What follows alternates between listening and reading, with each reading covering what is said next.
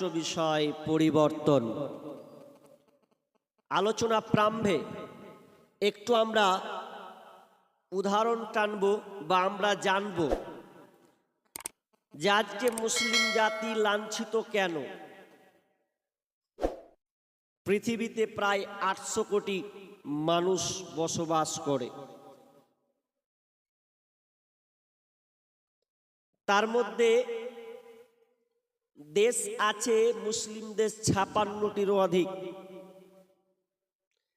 তো এতগুলো দেশ, তার মধ্যে মুসলমান সরকারি বলেন আর বেসরকারি হিসাবে বলেন ধরে নিলাম 250 কোটি মুসলিম আছে।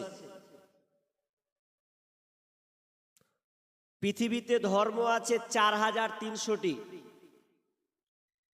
তো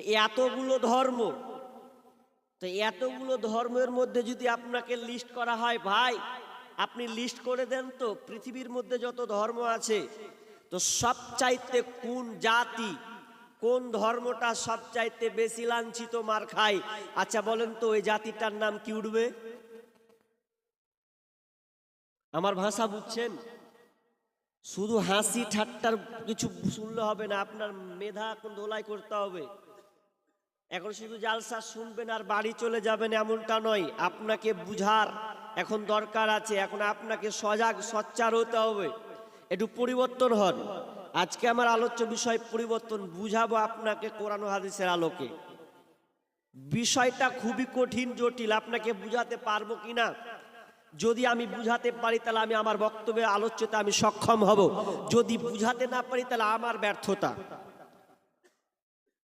আজকে মুসলিম জাতি লাঞ্ছিত, আপনি লিস্ট করেন দেখবেন 1 নম্বরে নাম যাবে কাদের? তো মুসলমানরা মার খাচ্ছে। কেন খায়?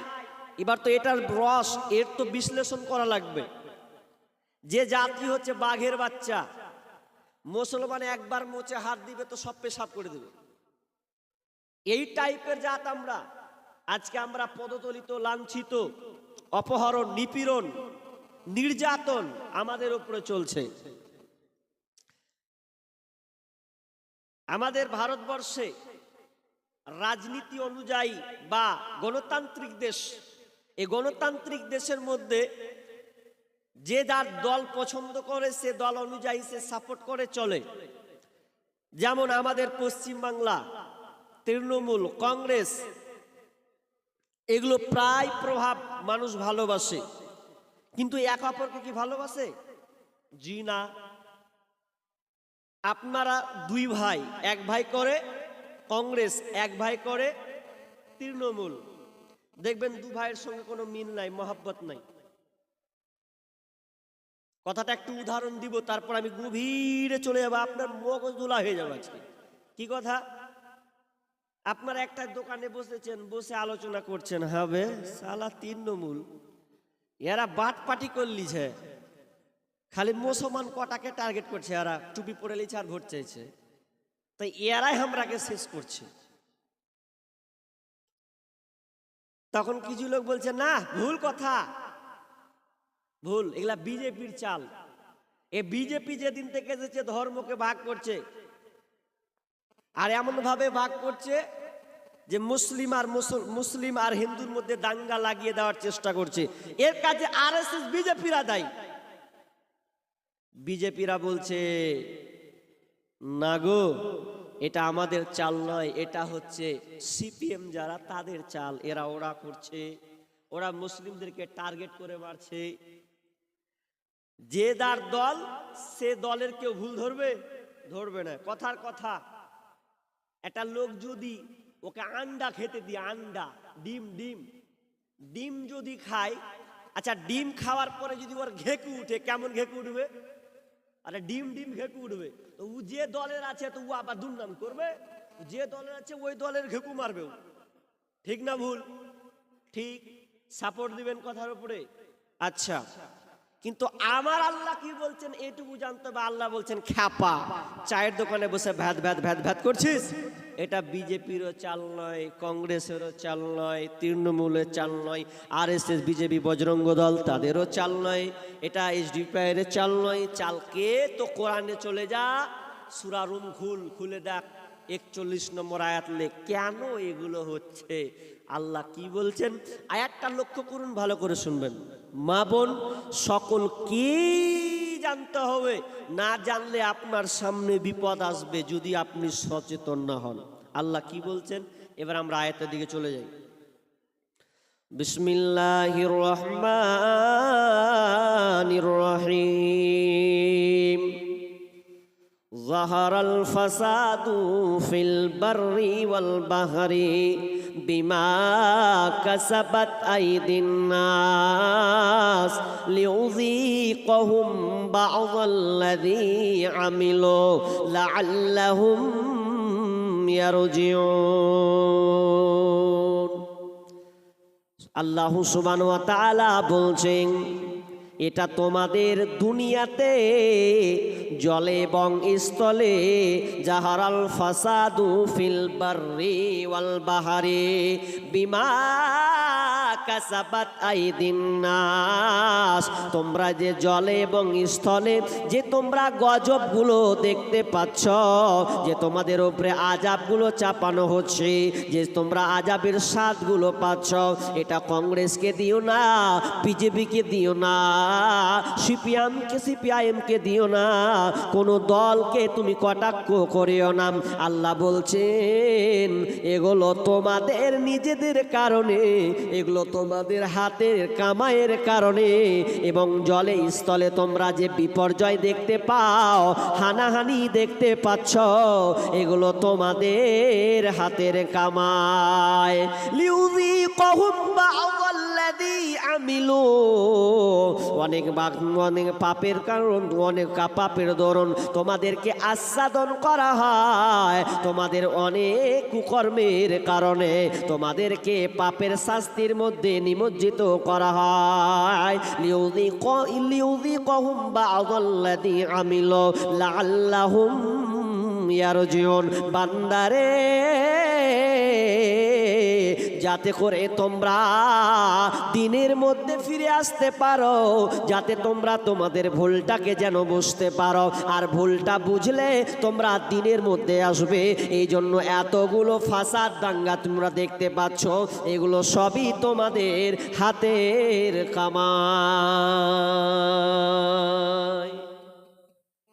তোমাদের পাপের দরুন এই শাস্তিগুলো হচ্ছে, আর তোমরা যাতে ফিরে আসো এই জন্য আমি তোমাদেরকে এই পাপের মধ্যে আর আযাবটা তোমাদের মধ্যে নিমজ্জিত করছি। এর আয়াতের একটা উদাহরণ দিব, ভালো করে শুনেন ভাই, মা বোন কান লাগান। কি উদাহরণটা? আল্লাহ কি বললেন, কথাটা কান দেন, লক্ষ্য করুন। আল্লাহ বলছেন তোমাদের পাপের দরুন এই শাস্তিটা আস্বাদন করাচ্ছি, শিখাচ্ছি। কেন? লাআল্লাহুম ইয়ারজিউন, যাতে তোমরা ফিরে আসো। কোথায়? দ্বীনের মধ্যে, ইসলামের মধ্যে ঢুকে যাবে। উদাহরণটা কেমন নেন? আচ্ছা হাত তুলবেন ভাই। রাজমিস্ত্রি কারা কাজ করেন? নাই। বাড়ি তারা তৈরি করেন তারা। এটা মান সম্মানের কোন ব্যাপার হলো গো? ওদের বেতন এখন 15-20 হাজার। এখানে রাজমিস্ত্রি নাই তো হাত তুলতে বললাম তো লজ্জা পাচ্ছেন নাকি? সুবহানাল্লাহ। নাই এখানে অনেক আছেন বলছেন তো হাত তুলতে এত লজ্জা কেন? কিছু টাকা চাইবো নাকি? এখানে কালেকশন শুরু হয়নি, লজ্জা এখানে অত করিয়েন না। করবো, পেন্ডিং এ যাবো ওটা। আচ্ছা না দিলে কি হবে? এটা কিসের জালসা? মাদ্রাসা জালসা না? আচ্ছা কে কে দিবেন না হাত তুলেন তো,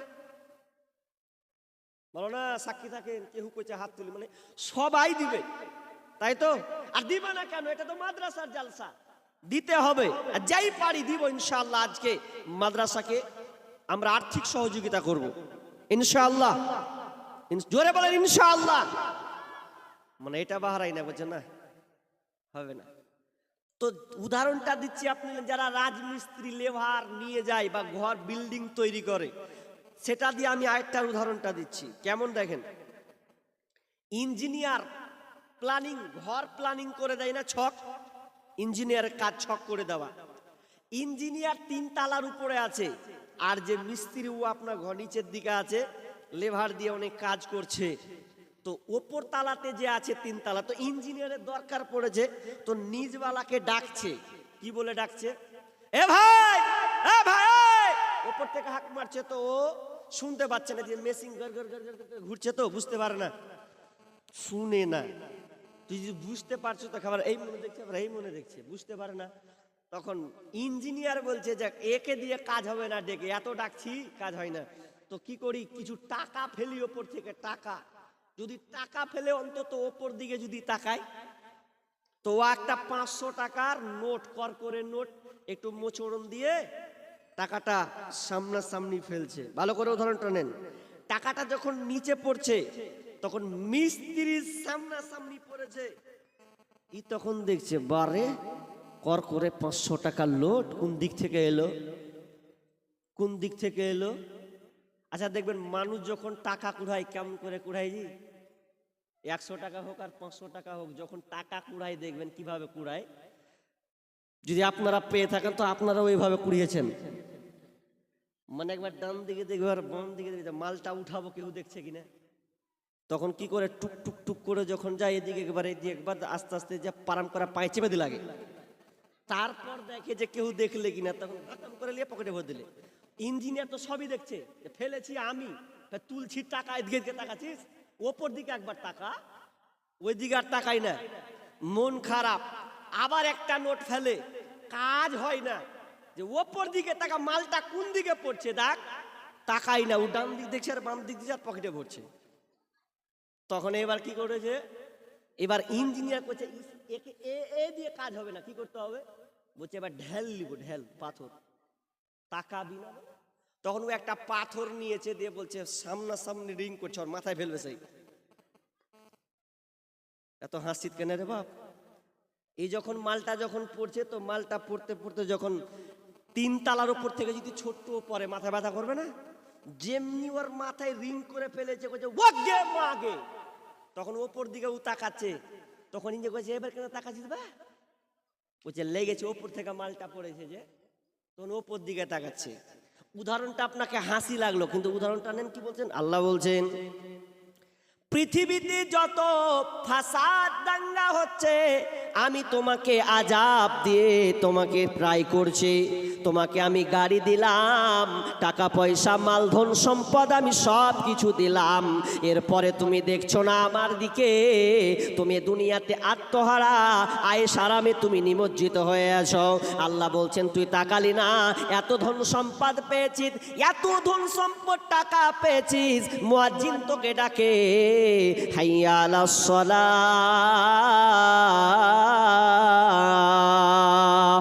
মুয়াজ্জিন 5 বার ডাকা হয়, হাইয়া আলাস সালাহ, আয় আয় আয় আমার মসজিদে আয়, নামাজে আয়, হাইয়া আলাল ফালাহ, কামিয়াব নিবি তো আয়। শান্তি যদি নিষ্কৃতি পেতে চাস তো আমার মসজিদে আয়, যদি কল্যাণ চাস তো আমার কাছে আয়। তো আমি আল্লাহ মুয়াজ্জিনের মাধ্যমে তোকে 5 বার ডেকেছি, পাইনি।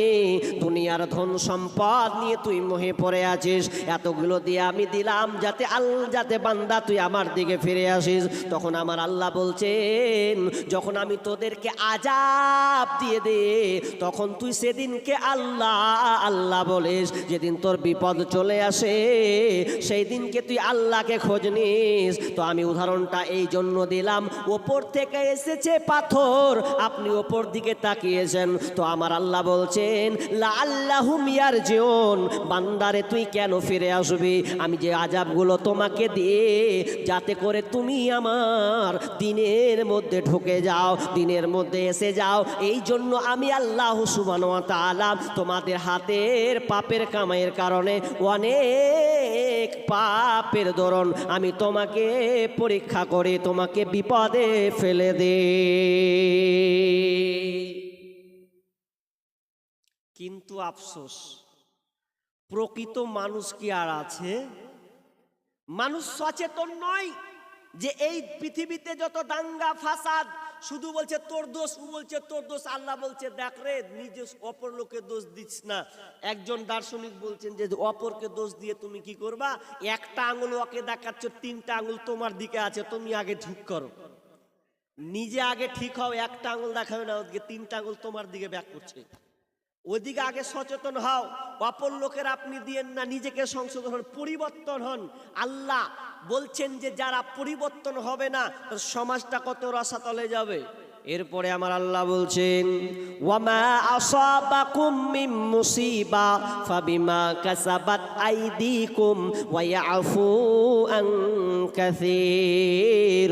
আল্লাহ সুবহানাহু ওয়া তাআলা বলছেন তোমাদের মধ্যে যে বিপর্যয়গুলো তোমরা দেখতে পাও, ওয়ামা আসাবাকুম মিন মুসিবা, তোমাদের উপরে যে মুসিবতগুলো আছে, ফাবিমা কাসাবাত আইদিকুম ওয়া ইয়াফু আন কাসীর, এবং তোমাদেরকে এই পাপগুলো যে তোমাদেরকে আস্বাদন করা হয়, এটা তোমাদের অনেক পাপের দরুন আল্লাহ তোমাদের পাপগুলোকে মোচন করে দেয়, আল্লাহ তোমাদের গুনাহগুলোকে ক্ষমা করে দেয়, দিয়ে তোমাদেরকে আযাব তোমাদের উপরে চাপিয়ে দেয়। কিন্তু আমরা আল্লাহকে বুঝতে শিখিনি, আল্লাহ কত দয়ালু।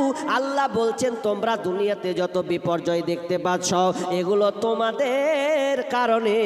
আর আল্লাহ বলছেন আমি তোমাদের অনেক গুনাহ আমি মাফ করে দেব। কেমন গুনাহ? আমরা মনে করছি আল্লাহ আমাদের উপরে রাগান্বিত। না না বন্ধুরে, একজন মা কাকে বলা হয়? মা সন্তানকে কতটা স্নেহ করে, মহব্বত করে, কতটা ভালোবাসে। যখন এই সামনে এখন ঠান্ডার সময় দেখবেন একটা সন্তান যদি মা যদি সন্তানকে সুন্দর করে সাজিয়ে দেয়, এখন মা যদি রান্নায় চলে যায়, সন্তানের দিয়ে অতটা লক্ষ্য করবে না, কারণ রান্নার সময় এসেছে, সন্তানকে খেলার জিনিস দেবে, দিয়ে বলবে তুমি খেলো সোনা, তুমি এইভাবে থাকো। কিন্তু সন্তান তো আর বুঝবে না, ভালো মন্দ পার্থক্য করবে না, ও তো শেষ। কিন্তু মা যে সুন্দর করে সাজিয়ে দিয়েছে, এরপরে দেখা গেল যখনই দুপুর হয়েছে, আবার সন্তানটা নিজের পোশাককে ঘিনিয়ে দিয়েছে, নোংরা করে দিয়েছে, কনকনে ঠান্ডার দিন। এরপরেও মা দেখবেন সন্তানকে একটু আগা আপনা কিনা হাতটা ধরে একটু পেছনে থাপ্পড় মেরে কলের দিকে নিয়ে যাবে, না হয় পুকুরের দিকে নিয়ে যাবে, বলবে বল আর কি এরকম করবি। তো মা আদরের মার মারে, আসলে কিন্তু মা প্রকৃত পক্ষে কিন্তু মারে না, বরং আদরের মারটা মেরে ওই মা পূর্ণ আপনাকে বাচ্চাকে উলঙ্গ করে দিয়ে পোশাক চেঞ্জ করে দেয়। তো আমার আল্লাহ বলছেন তোমার উপরে যে বিপদগুলো আসে বান্দা, এগুলো আমি তোমার ভালোর জন্যে, তোমার পাপকে ক্ষমা করার জন্যে। তুমি যে এই পাপগুলো করেছো, এটা তুমি নিজে থেকেই করেছো, আর আমি আল্লাহ সেটিং করে দিলাম। আর পাপের বিনিময়ে, তোমাদের এই হাতের কামাইয়ের বিনিময়ে আমি আল্লাহ তোমাকে, তোমার পাপকে আমি মোচন করে দিই। বুঝবে কখন? যখন মার আসবে তখন। তা আসল কথা হলো প্রকৃত মানুষ নাই। মানুষ কাকে বুঝাবেন আপনি? কেউ বুঝতে চায় না। যেদিন ওর উপরে বিপদ আসে সেদিনও বুঝার চেষ্টা করে। প্রকৃত মানুষকে খুঁজে পাওয়া মুশকিল। বলি মানুষ সচেতন হও। হাজি মানুষই তো নাই এখন। তো বলবে তাহলে এতগুলো মানুষ আমরা পড়েছি বইয়ে, যে তো মানুষ সংখ্যা বলে না, ওটা বইয়ে লেখা থাকে লোক সংখ্যা। লোক ভারতবর্ষের লোক সংখ্যা কত এটা লেখা থাকে, বলে না মানুষ সংখ্যা কত। মানুষ আলাদা, লোক আলাদা, লোকের মধ্যে ভালো মন্দ আছে। মানুষ প্রকৃত যে মানুষ, সেই যে ভালো মন্দ পার্থক্য করতে পারে, ও হচ্ছে মানুষ। কিন্তু মানুষের অভাব। ওই জন্য আমার একটা কবিতা আছে, ইট পাথরের শহর জুড়ে মাটির কোনো মানুষ নাই, কোথায় গেলে পাবো বলো কাদা মাটির মানুষ ভাই।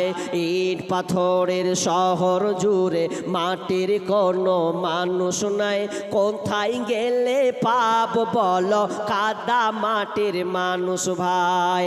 আকাশ চুম্বি দালান কোঠা এই শহরে ভরা, মানুষগুলি হৃদয় যেন পাথর দিয়ে গড়া, হায়রে পাথর দিয়ে গড়া। আকাশ চুম্বি দালান কোঠা এই শহরে ভরা, মানুষগুলি হৃদয় যেন পাথর দিয়ে গড়া, হায়রে পাথর দিয়ে গড়া। মাটির মানুষ হইগা জানো, মাটির মানুষ হইগা জানো, মাটির ছিটা নাই। কোথায় গেলে পাব বলো কাদা মাটির মানুষ ভাই, কোথায় গেলে পাব বলো কাদা মাটির মানুষ ভাই। তাহলে বলছিলাম প্রকৃত মানুষের অভাব, মানুষ তুমি পরিবর্তন হও। আমার আল্লাহ বলছেন যতক্ষণ না তোমরা পরিবর্তন না হবে, আল্লাহ বলছে ইন্নাল্লাহা লা ইউগাইয়িরু মা বিকওমিন হাত্তা ইউগাইয়িরু মা বিআনফুসিহিম। আমার আল্লাহ বলেন যতক্ষণ না পর্যন্ত ওই কম পরিবর্তন না হবে, ততক্ষণ পর্যন্ত আল্লাহ তাদের অবস্থান পরিবর্তন করে না। যতক্ষণ না তারা নিজের অবস্থানকে পরিবর্তন না করবে, ততক্ষণ পর্যন্ত আল্লাহ ও তাদের অবস্থান পরিবর্তন করবেন না। তার মানে আপনি যদি অন্যায় নিমজ্জিত হয়ে থাকেন, আপনার উপরে যতই বিপদ আসুক না কেন, যতই রাহাজানি আসুক না কেন, আপনি যতই দোয়া করেন, এই দোয়া দিয়ে আল্লাহর কাছে কোনো গ্রহণযোগ্য হবে না। দোয়া আল্লাহ আপনার কবুল করবে না যদি আপনি নিজেকে পরিবর্তন না করেন। কেমন পরিবর্তন? বানী ইসরাইলের একটা ঘটনা। বানী ইসরাইল সত্য ঘটনা থাকলে বলা যায় কোনো অসুবিধা নাই। বানী ইসরাইলের নবী মুসার যুগে একজন লোক অন্যায় করেছে। দুই রকম বর্ণনা, একটা আছে জেনা করেছে, আর একজন আছে আল্লাহর নাফরমান, আল্লাহর শুকরিয়া অর্থাৎ আল্লাহর উপাসনা সে করতো না, মাহরুম ছিল। আর অন্যতে বলা হয়েছে লোকটা জেনাকার ছিল। তো দুইটা কথা। তো নবীর জামানা দুর্ভিক্ষ, এমন দুর্ভিক্ষ যে সব পশুগুলো মরে যাচ্ছে, বৃষ্টি হচ্ছে না। তো সবাই নবীর কম তারা বলছে নবী মুসা আপনি তো একজন নবী, আল্লাহর কাছে আপনি দোয়া করুন যাতে করে আমাদের দুর্ভিক্ষগুলোকে দূর করে দেন। আমরা খেতে পাচ্ছি না, পাখিগুলো মরে যাচ্ছে, তিলে তিলে পানি নাই, আর পানি না হওয়ার কারণে আমরা ফসল পাচ্ছি না, আর ফসল না পেলে খেতেও পারবো না। তো একটু দোয়া করে দেন আল্লাহর কাছে যাতে আমরা একটু বৃষ্টি পাই, নিজেকে বাঁচতে পারি। সবাই চাইছে। নবী মুসা দাঁড়িয়ে গেলেন, আল্লাহকে বলছেন মাবুদ আমরা অনেক দিন থেকে দুর্ভিক্ষের মধ্যে আছি, কোনো বৃষ্টি হচ্ছে না, আর বৃষ্টি না হলে আমরা খেতে পাবো না, আমরা তো মারা যাই, ছোট ছোট বাচ্চাগুলো মারা যাচ্ছে, তোমার পশু পক্ষী যারা আছে তারা পর্যন্ত মারা যাচ্ছে। মাবুদ রে দয়া করে তুমি আমাদের উপরে বৃষ্টি বর্ষণ করম। আল্লাহ সুবহানাহু ওয়া তাআলা বলছেন নবী মুসা তোমার এই জনগণ, তোমার এই সম্মুখে জনগণ, অনেক লোক তোমার মধ্যে সমাগম হয়েছে, সবাই তোমার সঙ্গে শরীক হয়েছে, কিন্তু শুনে নাও তোমার এই জনগণের মধ্যে দিয়ে একজন ব্যক্তি আছে, যেই ব্যক্তি যতক্ষণ না যাবে ততক্ষণ পর্যন্ত তোমার দোয়া কবুল হবে না। কারণ ওই দুলা লোকটা হচ্ছে জিনাকার, অর্থাৎ আল্লাহর নাফরমান একজন ব্যক্তি আছে, ও যতক্ষণ এখান থেকে না সরবে ততক্ষণ পর্যন্ত আমি আল্লাহ বৃষ্টি দিতে পারি না। নবী মুসা টাকি মানুষ, রাগান্বিত একজন মানুষ, বললাই কে আছো এখানে? কে তুমি জেনাকার লোক, আল্লাহর নাফরমান বান্দা কে আছো? এখান থেকে সরে যাও, তোমার জন্য আজকে বৃষ্টি হচ্ছে না, তোমার জন্য আজকে বৃষ্টি হচ্ছে না। তখন যেই লোকটা আমি আপনার কিনা গুনাহগার, যেই লোকটা আপনার জেনাকার, সেই লোকটা মনে মনে ভাবছে তাহলে হয়তো আমার জন্য বৃষ্টি হচ্ছে না। আর আমি যদি নবী মুসার কথা শুনে বেরিয়ে যায় তো মানুষগুলো জেনে নিবে, আর যদি জেনে নাই তাহলে তো আমি অপমান, আমি তো লাঞ্ছিত হয়ে যাব, মানুষের চোখে আমি খারাপ হয়ে যাব। সেই সময়ে সঙ্গে সঙ্গে আল্লাহকে বলছে, মাবুদ রে, তুমি আমার পাপ সম্বন্ধে অবগত আছো। মাবুদ তুমি জানো আমি কতটা পাপী গুনাহগার, কিন্তু মাবুদ রে, আমি তোমার কাছে এই মজলিসের মধ্যে আমি তোমার কাছে ক্ষমা ভিক্ষা চাই। আল্লাহ তুমি আমাকে ক্ষমা করে দাও, আমার কারণে বৃষ্টি হচ্ছে না, আমি এত বড় গুনাহগার পাপী। মাবুদ তুমি আমাকে ক্ষমা করে দাও। আল্লাহ তুমি আমাকে অপমান করো না, এর মধ্যে তুমি আমাকে ক্ষমা করে দাও। আর জিন্দেগিতে গুনাহতে যাব না, আর তোমার নাফরমানি আমি করব না। এরকম করতে করতে করতে করতে নয়নে আপনার কিনা গোপনে আছে, নির্জনে আছেন, আল্লাহ তার কথা শুনছেন। কারণ কোনো বান্দা যদি গুনাহ করে আর গুনাহ করার পর যদি স্যালেন্ডার হয়ে যায়, মাবুদ রে, জীবনে আর কোনোদিন গুনাহ করব না, জীবনে আর কোনোদিন পাপে নিমজ্জিত হব না, তো আমার আল্লাহ সঙ্গে সঙ্গে ওই বান্দাকে ক্ষমা করে দেয়। পৃথিবী না জানো আমি তো জানি, আমি কি পাপ করেছি হায়। পৃথিবী না জানো আমি তো জানি, আমি কি পাপ করেছি হায়। আমার পাপের করলে বিচার, বাঁচার আমার নাই উপায়। দয়াময় তুমি মাফ করো আমায়, মাফ করো আমায়। জেনে না জেনে কত যে আমি করেছি পাপ, কতবার যে করেছি তাওবা, কতবার অনুতাপ। দুদিনে আবার সব ভুলে গিয়ে, দুদিনে আবার সব ভুলে গিয়ে মজে গেছি দুনিয়ায়। মাফ করো আমায়, মাফ করো আমায়। যখনই ওই লোকটা আপনার অন্তর নিয়ে তওবা ইস্তেগফার করেছে, আল্লাহ সুবহানাহু ওয়া তাআলা ওই বান্দাকে ক্ষমা করে দিলেন। আর ক্ষমা করে দেওয়ার পর সঙ্গে সঙ্গে আল্লাহ আসমান থেকে বৃষ্টি ঢেলে দিলেন।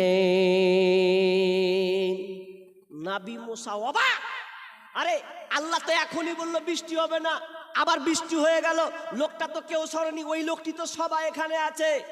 তখন আল্লাহকে বলছে, আল্লাহ আপনি বললেন বৃষ্টি হবে না, এরপরেও তো বৃষ্টি হলো, কোনো লোককে তো যেতে দেখলাম না। আল্লাহ বলছেন, নবী মুসা, ওই লোকটা আমার সামনে ইস্তেগফার করেছে, আমার কাছে স্যালেন্ডার হয়েছে, আমি আল্লাহ ওই বান্দাকে ক্ষমা করে দিয়েছি। নবী মুসা বলছেন, আল্লাহ ওই লোকটা বান্দাটাকে, ওই আপনার বান্দাটাকে একটু দেখতে চাই। আল্লাহ বলছে, না না, ওই বান্দাকে দেখানো হবে না, সে আমার কাছে গোপনে ক্ষমা চেয়েছে, আমি আল্লাহ তাকে গোপনে মাফ করে দিয়েছি। তার মানে ও নিজেকে স্যালেন্ডার হলো, তবে না বৃষ্টি হলো। তার মানে এখান থেকে বুঝতে পারলাম আপনাকে একটু পরিবর্তন হতে হবে। কেমন? যে আপনি ভুলের মধ্যে নিমজ্জিত আছেন, ডুবে গেছেন, তাহলে ওখান থেকে আগে স্যালেন্ডার হতে হবে। আল্লাহ, দুনিয়াতে যত আমি পাপে লিপ্ত আছি, আল্লাহ আমি আর এই পাপগুলো করব না, বেরিয়ে যাব। তাহলে বেরিয়ে যান, এরপরে আপনি তাওবা ইস্তেগফার করলেন, তাহলে আল্লাহ আপনার উপরে সাহায্য মদদ পাঠাবেন, নচেত সাহায্য মদদ আপনি পাবেন না। আপনি লাত খেতেই থাকবেন, মার খেতেই থাকবেন। হাজি, মুসলমান জাতি মার খাবে? যেই মুসলমানের ইতিহাস রয়েছে, যেই মুসলমানের ইতিহাস আজব ইতিহাস, যেই মুসলমানের দুয়াতে সূর্য স্থির থেকেছে, সূর্যকে বলা হয়েছে, এই আমিও আল্লাহর আইনে চলি, তুমিও আল্লাহর বাইরে নয়। আল্লাহকে বলছেন, আল্লাহ ইউসা বিন নুন তিনি দুয়া করছেন, তিনি নবীর মুসার পরে একজন নবী, তিনি মসজিদুল আকসাকে বিজয় করার জন্য সংগ্রাম লড়াই করেছেন। নবী ইউসা বিন নুন তিনি আল্লাহকে বলছেন, আল্লাহ আজকে আমরা যুদ্ধ করছি, যুদ্ধ কাফেরদের সাথে। মসজিদুল আকসা ফিলিস্তিনের যে মসজিদটা আছে ওটাকে আমরা জয় করবই করব। মাবুদ আমি দোয়া করছি যাতে করে এই সূর্যটা যেন স্থির থেকে যায়। যদি সূর্যটা ডুবে যায় তাহলে শুক্রবার পরের দিন পড়ে যাবে, সূর্য ডুবে গেলে শনিবার, আর শনিবার হয়ে গেলে সেই দিন যুদ্ধ বিদ্রোহ যা আছে এগুলো সব বন্ধ। আর যদি বন্ধ হয়ে যায় তাহলে আমরা বিজয় হতে পারবো না। একটু সময় আছে, তো আর একটু সময় আছে, এদের মধ্যে আমরা মসজিদুল আকসাকে জয় করবই করব। আল্লাহ তুমি সূর্যটাকে একটু থেমে দাও। আল্লাহ বলছেন সূর্য থামিয়ে দিলাম। সূর্য থেমে গেছে। যে মুসলমানের দুয়াতে সূর্য থেমে যায়, বুখারীর হাদিস। এরপরে আজকে আমরা সেই মুসলিম জাতি লাঞ্ছিত, মুসলিম জাতি লাঞ্ছিত। আপনি মুসলমানদের ইতিহাস খুঁজুন, আপনি অবাক হয়ে যাবেন। কাজী নজরুল ইসলাম তিনি বলে গেছিলেন, আল্লাহকে পাইয়া বিশ্ব বিজয়ী ছিল একদিন যারা, আল্লাহকে হারায়ে ভীত পরাজিত আজ দুনিয়ায় তারা। আল্লাহর নামের আশ্রয় ছেড়ে ভিখারির বেশে পথে পথে ঘুরে এসে ভোগ বিলাসে মায়াই ভুলে হাই নিল বন্ধন কারা। আল্লাহকে হারায়ে ভীত পরাজিত আজ মুসলিম তারা। আল্লাহর সঙ্গে যুক্ত সদাই ছিল যাহাদের মন, আল্লাহর সঙ্গে যুক্ত সদাই ছিল যাহাদের মন। দুঃখে রোগে শোকে অটল থাকিত তাহারা সদা সর্বক্ষণ। এসে শয়তান ভোগ বিলাসে কারিয়া নিয়াছে ইমান তাদের। এসে শয়তান ভোগ বিলাসে কারিয়া নিয়াছে ইমান তাদের।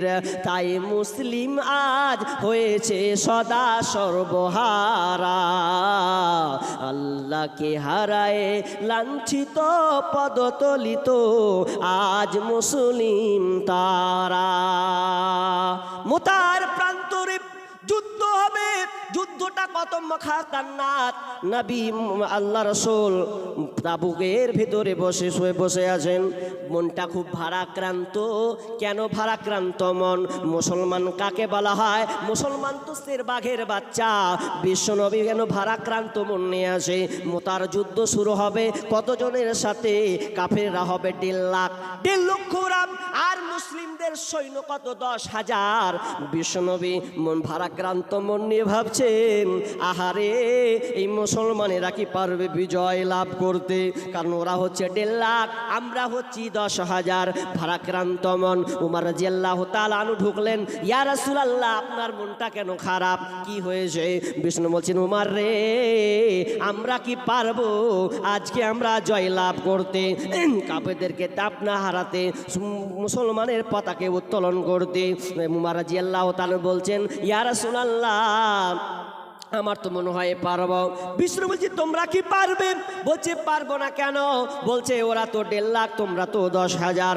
বিষ্ণুনবী এবার বীরের সঙ্গে বলছেন, ইয়া রাসূলুল্লাহ আমরা 10,000 কেন, আপনি 9,999কে বসিয়ে দেন, আমি একা উমার তাদের সামনে ঝাঁপিয়ে পড়ব, একাই লড়াই করব, 1.5 লাখের সামনে একাই আমি নেমে যাব। আমি উমার, আমি হচ্ছি শের বাঘের বাচ্চা, ওরা আমার সামনে ভেড়া, আমি ওগুলোকে ভেড়া মনে করি। আর বাঘ কোনোদিন ভেড়াকে ভয় খায় না। যখন আমি সামনে হুঙ্কার মারবো, আমি বাতিলকে উড়িয়ে দেব। তখন নবী আল্লাহ রসুল বলছেন, এ উমার, আল্লাহ তাআলা তোমার সাহসকে মজবুত করক এবং যাতে তোমরা পারবে আল্লাহ তোমাদেরকে বিজয় দান করো। সেই মুসলমান আজকে আমরা লাঞ্ছিত, পদতলিত। আল্লাহ বলছেন, ইন্নাল্লাহা লা ইউগাইয়িরু মা বিকওমিন হাত্তা ইউগাইয়িরু মা বিআনফুসিহিম। আল্লাহ বলছেন, যতক্ষণ না তোমরা পরিবর্তন হবে ততক্ষণ আমি আল্লাহ তোমাদেরকে পরিবর্তন করব না। বিষয়টা খুব লম্বা আছে। দেখেন, যেমন করবেন তেমন হবে। পরিবর্তন হন, পরিবর্তন যদি না হন তাহলে আপনার বিপদ নিশ্চিত, এটা আপনি ভেবে নেন।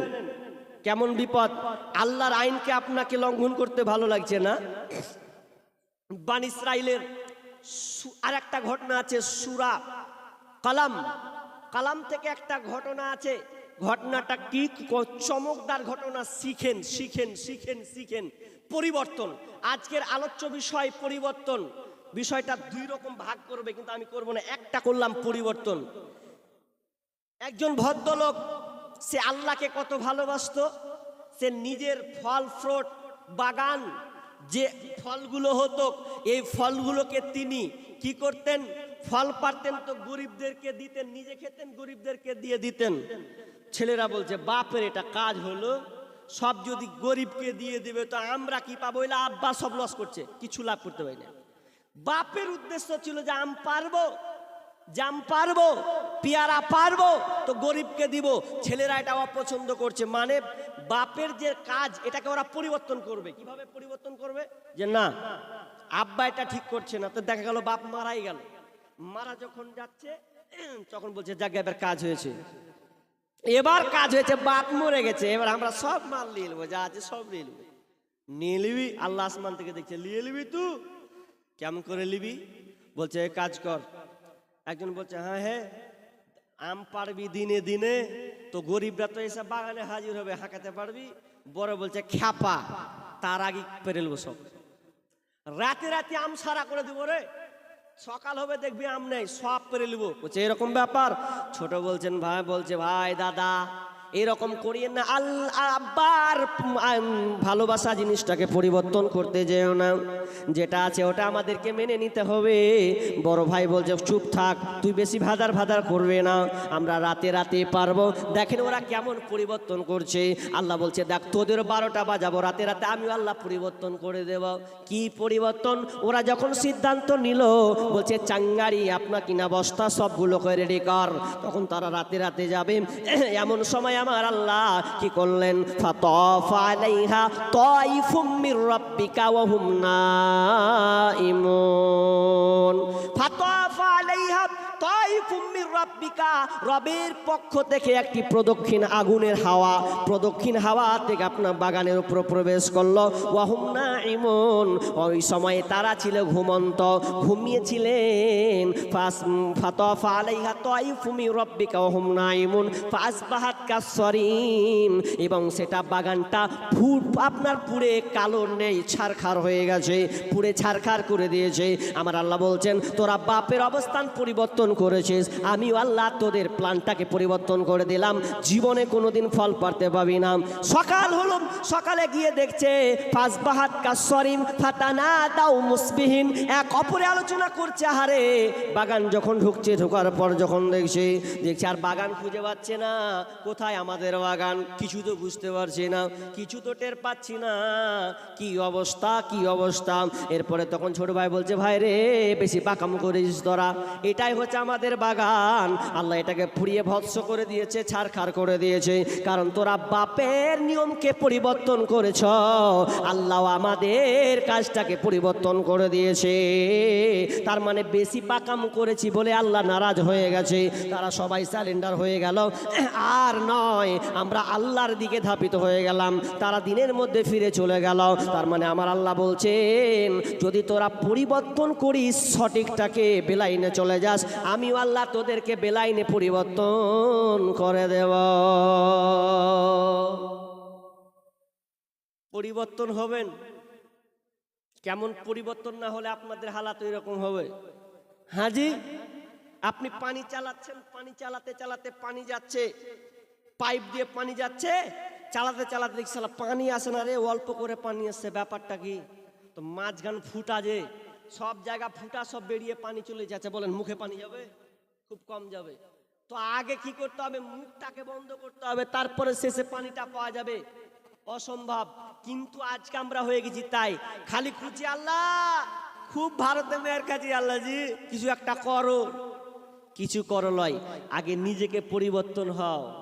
নিজেকে পরিবর্তন। এবার আমি হাদিসের দিকে যাব, লম্বা 2টা হাদিস আছে, ঘন্টাকে ঘন্টা পার হবে, ব্যাখ্যা বিশ্লেষণ করতে সময় লাগবে।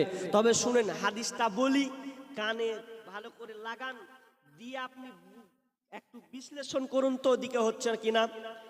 একটা হাদিস আনাস থেকে পড়েছি, আর একটা ইবনে মাজা থেকে লম্বা হাদিস আছে, ওটা আগে বলে দিই, তারপর যদি হাদিসটা বলতে পাই তো পাবো। কি ইবনে মাজার হাদিস, ইবনে উমার হাদিসটি বর্ণনা করছেন যে এই মুজাহিদের দল, তোমাদেরকে আমি কটা কথা বলছি শোনো, যদি তোমরা এই 5টা পাপে নিমজ্জিত হও, যদি তোমাদের মধ্যে ঢুকে যায়, তাহলে তোমরা শোনো, তোমাদের মধ্যে এই আযাবগুলো আসবে। দেখুন তো আপনাদের এলাকায়, আপনাদের মালদা ডিস্ট্রিক্টে, মুর্শিদাবাদ, আমি সব জায়গায় বলছি, আপনাদেরকেও বলছি, দেখেন এই পাপগুলো আছে কিনা। আর যদি এই পাপগুলো থাকে, তাহলে এই বিপদগুলো আপনার উপরে আসবে।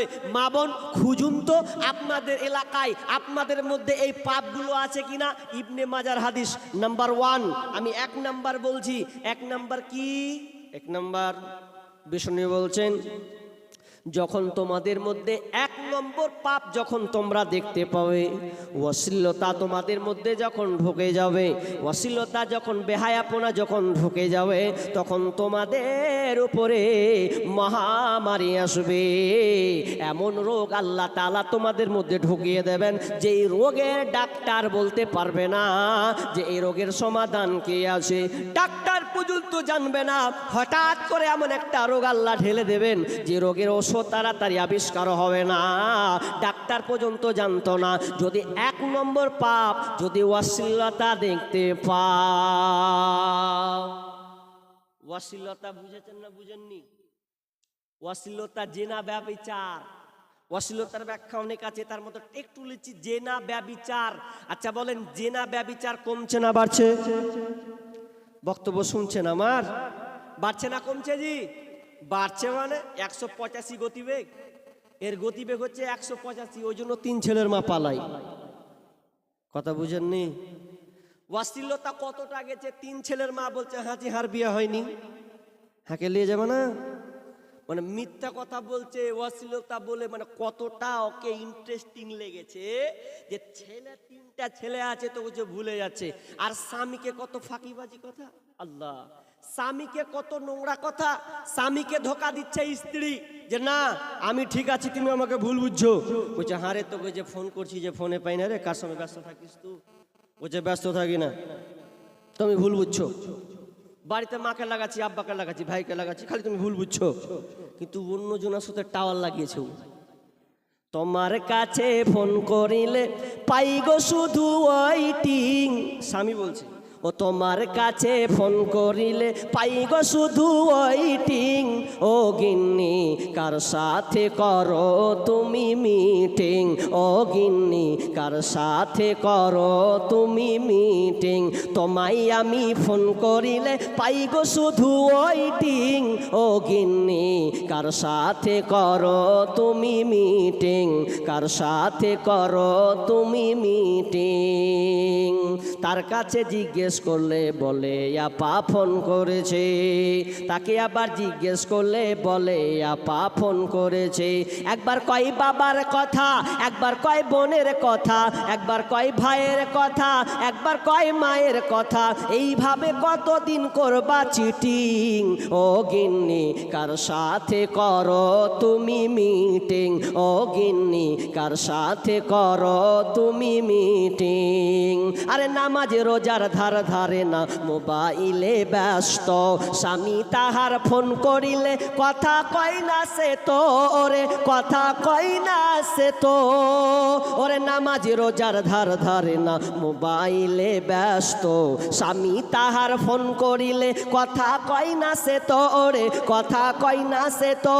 স্বামী কয় প্রাণের বিবি কত ভালোবাসি আমি, স্বামী কয় প্রাণের বিবি কত ভালোবাসি আমি, তোমায় শুধু ফোন করিলে পাই গো শুধু ওয়েটিং, ও গিন্নি কার সাথে করো তুমি মিটিং, ও গিন্নি কার সাথে করো তুমি মিটিং।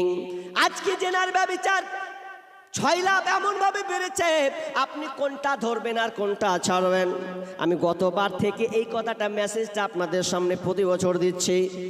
এই 2 বছর রানিং আপনি আজও আপনাকে আপনাদের মাটিতে এলাকার মাটিতে বলে যাচ্ছে কি সেই কথা, সেটা হচ্ছে এই নিউজ আছে একটা, উইজের নাম হচ্ছে এবিসি নিউজ। এই ভারতবর্ষের একটা নিউজ, সেই নিউজ প্রমাণ করে প্রত্যেক বছরে 5 লাখ শিশুকে হত্যা করা হয়, 5 লক্ষ শিশুকে কাতাল করা হয়। তারা 3টা কারণ বর্ণনা করেছেন।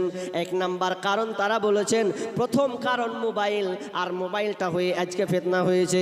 দ্বিতীয় নম্বর প্রেম হয়েছে, আর প্রেম যখন বেড়েছে এই প্রেমের কারণে 3 নাম্বার সন্তানদেরকে হত্যা করা হচ্ছে। তাদেরকে রুজি দিবে না ভয়ে, তাদের খাওয়াতে পারবে না বলে এই 3টা করে সন্তান হত্যা করা হয়। তার মধ্যে মারাত্মক, সবচাইতে মারাত্মক হচ্ছে জেনা। জেনার কারণে আজকে মা বোনেরা পরে ভাবে, পরে তখন বলে হায় হায় কি করলাম কি করলাম কি করলাম কি করলাম, কোন প্রেমিকের সঙ্গে আমি জড়িয়ে গেলাম, এখন আমাকে মিথ্যা ফাঁকি দিল। ওই জন্য বোন আমি তোমাকে বলি, বারবার শোনো, কান লাগাও, তোমাকে একটা কথা বলে এখন পর্যন্ত সময় আছে, স্যালেন্ডার হও। কখনো তুমি জেনার মধ্যে পড়িও না, ব্যভিচার মধ্যে পড়িও না, কারণ তুমি নারী, তুমি হচ্ছে দামি, তুমি হচ্ছে দামি জিনিস। বিষ্ণু বলছেন আলমারাতু আওরাতুন ফাইদা খরাজাত ইস্তাসরাফাহা শয়তান। বিষ্ণুনবী বলছেন নেমাই মেয়েরা হচ্ছে, নারীরা হচ্ছে ঢেকে রাখার বস্তু, ঢাকতে হয়। তুমি মনে করছো ঢাকবো না, ওপেন ঘুরে বেড়াবো, প্রেমিকের সঙ্গে আলাপ আলোচনা হবে, তার সঙ্গে আলোচনা করবে, খবরদার খবরদার, তোমাকে উদাহরণ দিচ্ছি শোনো, জীবনে কোনো দিন সাল পাতা হবে না, যদি হও তো কাঁচা থালার মতন তোমরা হয়। শোনো বিষয়টা, তোমাকে বলি, তুমি সাল পাতার মতন হয় না, কাঁচা থালার মতন হয়। কাঁচার থালা কেমন, সাল পাতা কেমন? সাল পাতা খেতে দিলে মানুষ কি সাল পাতা রাখে না ফেলে দেয়? ফেলে দেয়। খেলো ভাত বলে ফেলে চলায় পুকুর ধারে। সেই রকম পুরুষ তোমাকে ব্যবহার করবে, তোমার প্রেমিক তোমাকে ব্যবহার করবে শালপাতার মতন, তোমাকে যেমন স্বাদ তোমার নিয়ে নেবে, আর তোমাকে গুরুত্ব দেবে না। কাঁসার থালা হয়, কাঁসার থালা কাকে বলা হয়? যদি একবার কোনো ব্যক্তিকে খাবার দেওয়া হয়, ওই খাবারটা কিন্তু খেয়ে নেওয়ার পরে ওই কাঁসার থালা কি ফেলে দেয় না রেখে দেয়? রেখে দেয়, ওকে ফেলে না। কোনো মা বোন কাঁসার থালা ফেলবে না, খালি মেজে আবার ভরে দেবে, ফেলতে চাইবে না, এটা দামি রে, কি করে ফেলি, আমার মায়ের দেওয়া জিনিস ফেলে দিব, মাথা খারাপ। ও আবার আলমারিতে ভরবে, পরে আবার বের করবে। ও বোন তোমাকে বলি, কাঁসার থালার মতন হয়েও কোনো দিন শালপাতার মতন হয়ে যাও না। যদি তুমি শালপাতার মতন হও তাহলে তোমার অবস্থা হবে বেহায়াপনা দিবস নামে চলছে বেঈমানি। হীরার চেয়ে দামি জিনিস হারায় অনেক নারী, দুষ্টু ছেলের মিষ্টি কথায় পরে নারী ফাঁদে, সব হারিয়ে বন্টি আমার বসে বসে কাঁদে। প্রেমের নামে চলছে এখন অশ্লীলতার ছোঁয়া, কতক মনে নারী সম্মান পান্তা ভাতার মোয়া। নারী তুমি সম্মানিতা, নারী তুমি সম্মানিতা, সব ঘরের আলো লাগলে ছোঁয়া পঙ্কিলতার জীবন হবে কালা। ওরে মা, যেদিন তোমাকে প্রেমিক ফাঁকি দিবে, কারণ এটা আল্লাহ তাআলা বলছেন লা তাকরাবুজ জিনা, খবরদার তোমরা জেনার নিকটবর্তী হবে না, কারণ এই জেনাটা অত্যন্ত অনেক খারাপ, অনেক খারাপ জিনিস। যদি একবার তুমি ঢুকে যাও আর তুমি বের হতে পারবে না। কেমন বের হতে পারবে না? অনেক মেয়ে দেখবেন প্রেমিকের সঙ্গে কুসম্পর্ক করেছে, কিছু স্বাদ নিয়েছে, ও খারাপ ভাষায় বলছি না, খালি একটু খোলাসা করছি। বোন তোমার পায়ে ধরে বলছি, এই আলোচনাটা একটু শোনো, যে নিজেকে পরিবর্তন হও।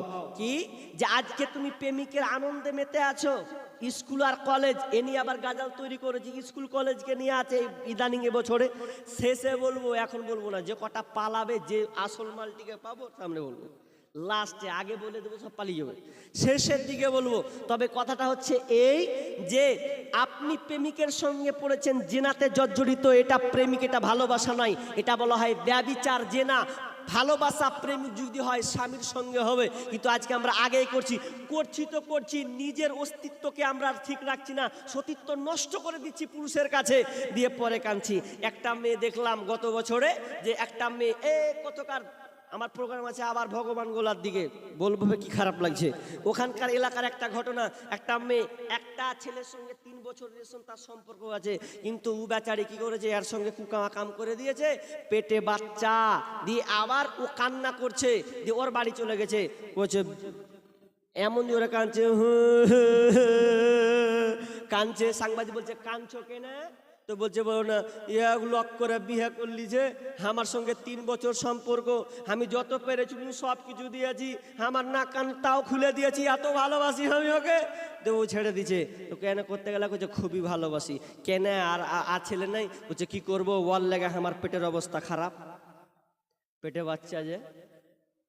আর কিছু যারা মেয়ে লজ্জা ঢাকবে ওরা তখন কবে মেয়েটাকে, মেয়ে মাকে কবে যে খারাপ ভাষা বলছি না, ইয়ং ছেলে তো হুড়া মেরে গেল দিয়ে কবে আর যাবে লে ঠেলা, তখন মারবে, থাপার মারবে, কোন লেয়ারের বেটার সঙ্গে করেছে। এই ভাষা এমন ভাষা বলবে যে, তো কি বলছিলাম যে এই রকম বলবে, পেটে বাচ্চা হয়ে যাচ্ছে, যে কি বলছে বুদ্ধি দিছে এক কাজ কর, সংসারে তো আগুনে জ্বালালি বাচ্চাটাকে নষ্ট কর। এরকম আছে না নাই? বাচ্চাকে নষ্ট করছে। বাচ্চাটার কি দোষ ছিল মা বোন? কি দোষ ছিল? তোমার দোষ। তুমি দোষ করেছো, জেনা ব্যভিচার করেছো, তোমার পেটে বাচ্চা এসেছে, তুমি কি করলে? লাইকেশন করছো, কিংবা অপারেশন, আর কিংবা ইঞ্জেকশন, আর কিংবা বড়ি, আর কিছু খেয়ে তুমি ট্যাবলেট খেয়ে বাচ্চাটাকে নষ্ট করছো। অনেকে আবার ছোট্ট হয়ে যখন বের হচ্ছে কোথায় ঝুপে জারে ফেলে আসছে। এই বছর শুধু বাচ্চা পাওয়া যাচ্ছে। এই বছরে 2024-এর শেষের দিকে অনেক জায়গায় বাচ্চা পাওয়া যেটা দেখা যাচ্ছে, এমন অবস্থা হয়ে গেছে, জাহিলিয়াতের মতন হয়ে গেছে। এককালীন ভারতবর্ষে মেয়েদেরকে সম্মান দেওয়া হতো না, মেয়েদেরকে কি করা হতো, ওই মেয়েদেরকে বলতো যে আমি মেয়ে হয়েছে বাচ্চা নিব না, তো মেয়েদেরকে মেরে ফেলতো। তখন ডাক্তার বাবুরা বলতো, নির্যাতন, ভারতের নির্যাতন সম্পর্কে একটি বই আছে, ওই বইটাতে বলছে যে ছোট ছোট বাচ্চারাকে হসপিটালে রেখে চলে আসতো, তোরা রাখ, হারাকে দে, মারিস না। আর এখন কি করব? মেরে দিচ্ছে, মেরে দিয়ে পরে বলছে পেটে বাচ্চা, মান সম্মান বাঁচাতে হবে। 10 মিনিটের আবেগ মাগো, 5 মিনিটের মন, কে তুমি মা দেখতে দিলা না এই পৃথিবীর মুখ, জোর করে আসিনি ক তোর শরীরে আমি, পৃথিবীতে নাকি সন্তান হয় মায়ের কাছে দামি, তবে কেন সুখের ভুলে আমায় পেটে নিলা, সুখের শেষে কেটে ছিঁড়ে আমায় ফেলে দিলা, একদিন তুমি আমার কাছে, একদিন তুমি আমার কাছে আসবে ঠিকই মাগো, কি বলবে আল্লাহর কাছে জমা করে রাখো। আমি তো বেঁচে গেছি, আমি তো বেঁচে গেছি, বেঁচে গেল মান, নইলে লোকে বলতো মরে অবৈধ সন্তান। একটু অবৈধ সুখ পেতে মা, একটু অবৈধ সুখ পেতে মা আমায় পেটে নিলে, কলঙ্কের ভয়ে তুমি আমায় ছুঁড়ে ফেলে দিলে।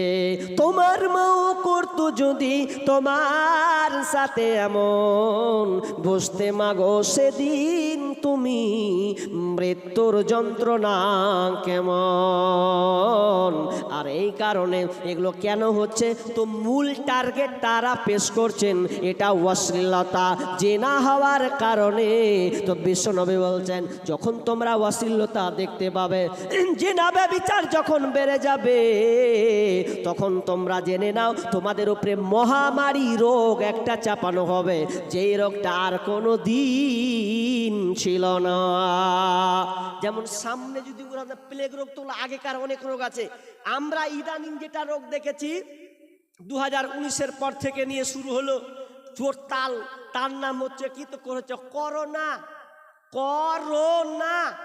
মানে তুমি আমাকে ছুঁয়ো না, করোনা রোগ হয়েছে। তো কেউ কাউকে টাচ করেনি, যে বলছে ছুবি না, হট। জায়গা জায়গা বাঁশ ভেঙে দিয়েছে, রাস্তা দিয়ে বাঁশ, এগুলো হয়েছে না হয়নি? বাঁশ দিয়ে তোর হে পাড়াই থাক, হারাহারকে পাড়াই থাকলো, যা হয় হবে। তার মানে করোনা এত খাতারনাক, প্লেন পর্যন্ত বন্ধ করতে হয়েছে, ট্রেন বন্ধ হয়েছে, যানবাহন এক কথায় বন্ধ হয়েছে।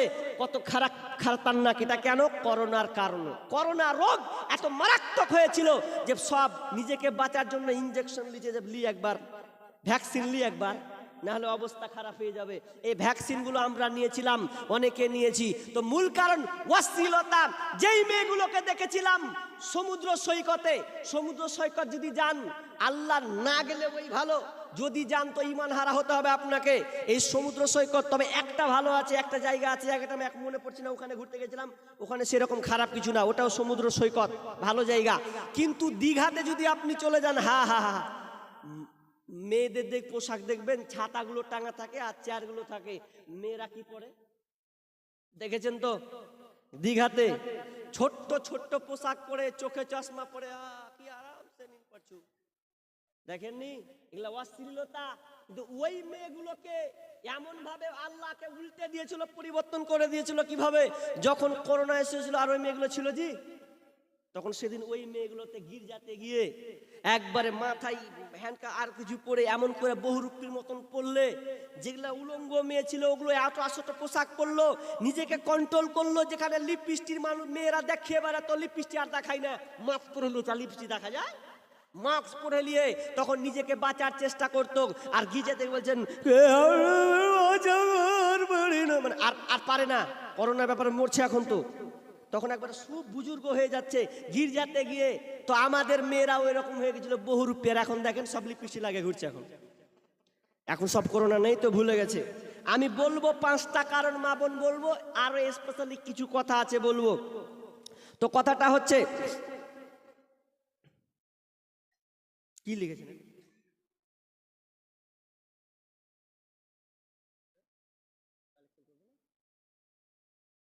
কি, এই দিক বাদ না কি বাদ লেখা আছে, ভালো করে দেখতে হবে।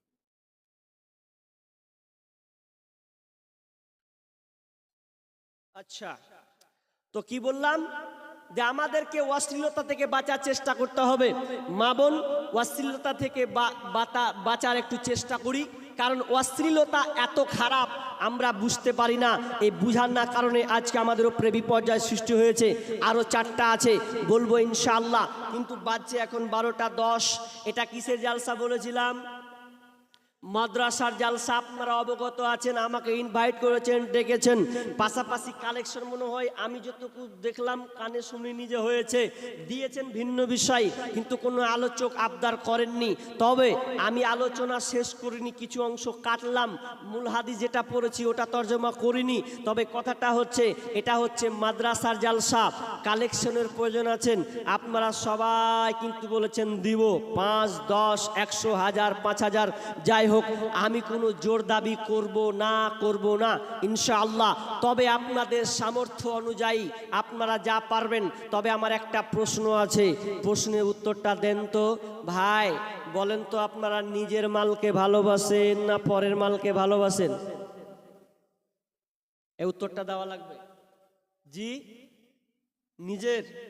কত সাধু বলছে পরের মালকে কেনে ভালোবাসতে যাব, নিজের মালকে ভালোবাসবো, টাকা পয়সা নিজের ভালোবাসবো, লোকে দেখে লাভ আছে না, ভুল। রাইট অ্যান্সার কোথা হবে? আল্লাহ রাসূল বলছেন, এই সাহাবীরা, তোমরা নিজের মালকে ভালোবাসো না পরের মালকে ভালোবাসো? তখন বলছে, ইয়া রাসূলুল্লাহ, আমরা পরের মালকে কেন ভালোবাসতে যাব, নিজের মালকে ভালোবাসি। আল্লাহ বলছেন, না তোমরা, আল্লাহ রাসূল বলছেন, না তোমরা নিজের মালকে ভালোবাসো না, বরং তোমরা পরের মালকে ভালোবাসো। কারণ তোমরা তো জানোই না তোমার মাল কি কি। নিজের মাল এখন পর্যন্ত জানতে পারলাম না নিজের মাল কি কি। যে হাদিসটা পড়ছিলাম ওর ভেতরে কিন্তু কিছু কথা আছে। 2 নম্বর, যখন মানুষ ওজনে কম দেবে, ওজনে কম দিলে আল্লাহ তারা জালেম শাসক চাপিয়ে দেবেন।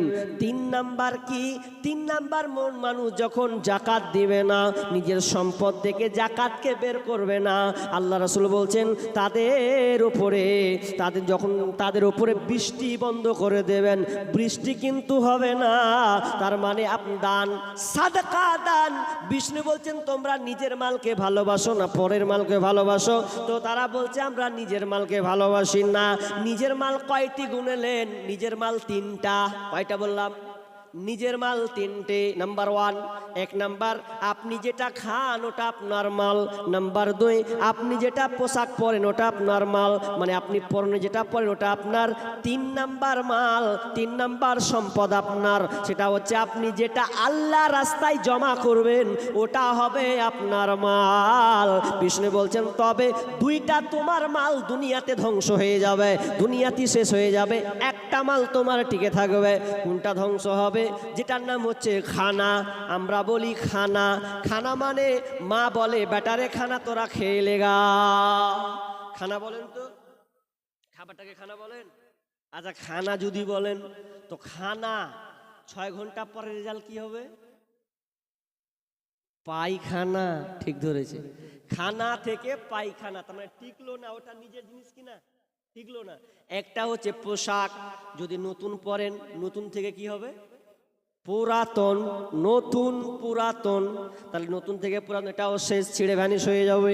কিন্তু আপনি যদি আল্লাহ রাস্তায় জমা করেন, আল্লাহ রাস্তায় যদি জমা করে দেন ওটাই টিকে যাবে, বাকি দুইটা দুনিয়াতে নষ্ট হয়ে যাবে, যেটা হচ্ছে আপনার ধন সম্পদ।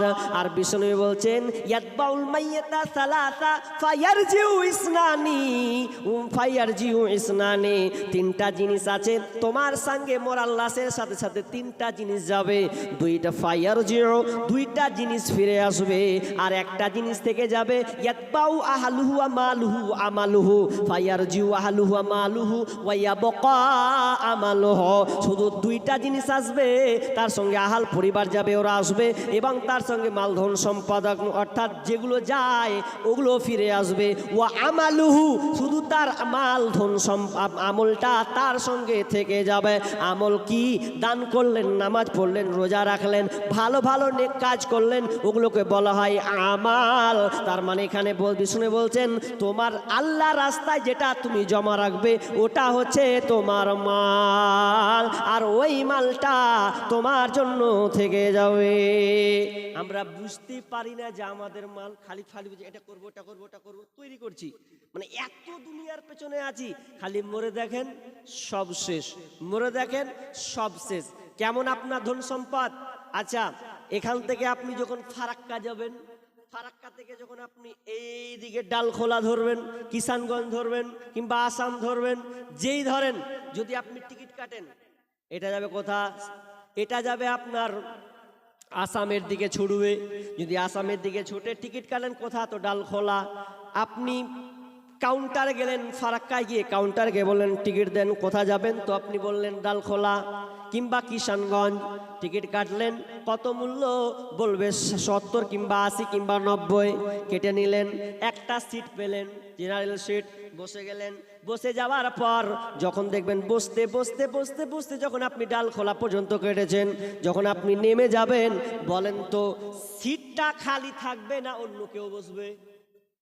জি, অন্য কেউ বসবে।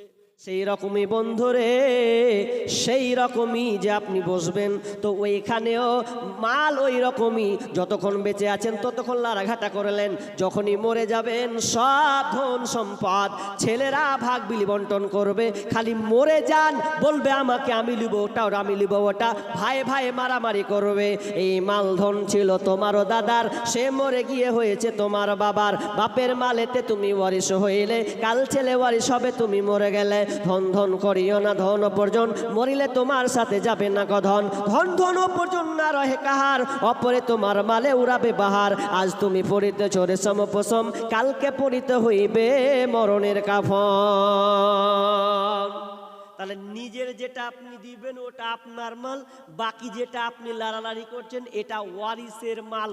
ওই জন্য আমি প্রত্যেক জায়গাতে এই কথাটা বলি, আবারও বলছি, এখানেও বলে দিচ্ছি আপনাদের, যখন আপনি মারা যাবেন, তখন আপনি যখন মারা যাবেন, মারা গেলে আপনার ধন সম্পদ খাবে লোকে, আর যখন আপনি মরে কবরে রাখবে তখন আপনার দেহটা খাবে পোকাতে।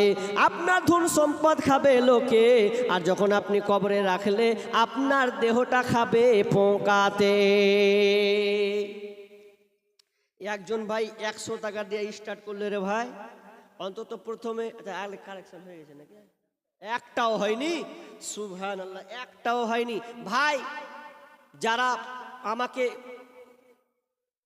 বলেছেন অনেকে এই গাজাল বলবেন সেই গাজাল বলবেন, গাজালের লেগে তো মান সম্মান হানি হলো রে ভাই, সব গেল সোশ্যাল মিডিয়াতে। মাশাআল্লাহ বেনামি। ও 3000 টাকা কে? আনিকুল ড্রাইভার কি 10 চাকা চালায় নাকি? 3000 টাকা। জি ভাই, এখানকার লোকটা না কোন ঢাকার? বাইরে আছে তো, আর 2000 টাকা দিতে পারবে না? ও ওকে কোহেন একবার যে মৌলানা এসেছিল আর 2000 টাকা আবদার করেছিল, মাদ্রাসা জালসা 1 হাত খানটা চেহেনু, ওর জন্য ভালো করে দোয়া করতো। জি আচ্ছা বলিয়েন। হ্যাঁ দোয়া। ও আচ্ছা, স্ত্রী মারা গেছে আর আম্মা, আহা হা, মা এবং স্ত্রী, হাজি দুটাই শেষ। যার নেই সেই জানে ব্যথা, তার জন্য দিয়েছেন 3000 নাকি? তো আমি আবদার চেয়েছি, যদি পারে তো বলিয়েন, মাদ্রাসার জালসা যেহেতু 2000 টাকা আমি আবদার ফোন করে বলবেন যাতে 1 হাত উনি দেন, এটা আমি আবদার রাখছি। তারপরে তো দ্বিতীয় দিন আছেই, তো ইনশাআল্লাহ উনাকে বলেন আমি দোয়া করে দেবো ইনশাআল্লাহ। আর আমি 500, আর একজন দিয়েছেন 100 টাকা। ভাই আমি দোয়া করবো ইনশাআল্লাহ। আর কেউ আছেন?